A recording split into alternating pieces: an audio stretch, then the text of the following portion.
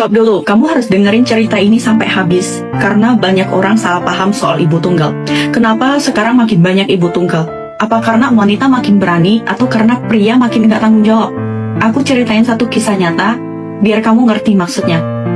Aku punya teman, cantiknya nggak main-main, tubuh oke, wajah manis, pokoknya tipe yang gampang disukai. Dulu yang mau sama dia bisa antri panjang. Akhirnya 4 tahun lalu dia nikah sama cowok pendiam, kerja jadi programmer. Orangnya kalem, rajin, gaji selalu dikasih ke istri, rumah juga dia bantu beresin. Tapi tahun lalu, tiba-tiba temanku minta cerai. Padahal suaminya nggak selingkuh, nggak kasar, nggak main tangan. Alasannya simple, dia ngerasa nggak dihargain. Dan ternyata di belakang itu mulai ada beberapa cowok yang deketin dia. Ada satu bos kecil yang tiap hari nongol di kolom komentar bilang kayak gini, sayang banget, secantik kamu cuma di rumah. Ada rekan kerja yang sering alasan sekalian lewat buat nganterin dia pulang, terus ngomong, kalau aku jadi suamimu, kamu udah aku manja tiap hari. Bahkan ada kenalan online yang baru ketemu 2-3 kali udah berani bilang, kalau kamu single, aku udah langsung nikahin kamu, aku bisa bikin kamu bahagia 10 kali lipat. Kata-kata kayak gitu lama-lama ngeracunin pikirannya. Dia mulai mikir, iya juga ya, suamiku terlalu biasa, aku pantasnya dapat yang lebih. Akhirnya beneran cerai. Anaknya dia urus sendiri. Tapi setelah cerai, cowok-cowok yang dulu dekat malah hilang semua. Ada yang tiba-tiba nggak nongol lagi. Ada yang ternyata udah punya istri. Ada juga yang terang-terangan bilang, pacaran sih oke, tapi nikah jangan dulu.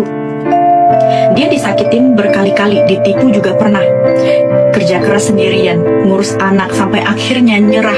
Anaknya dikirim ke orang tuanya, tapi beberapa bulan kemudian dikirim balik lagi karena orang tuanya juga harus bantu mantunya yang mau lahiran.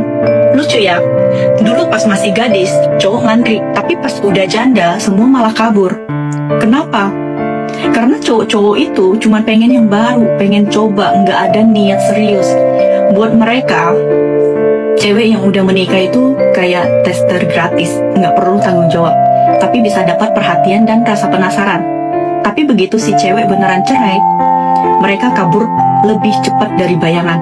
Karena di mata mereka, kalau kamu bisa tergoda waktu udah punya suami, nanti juga bisa gitu lagi ke mereka.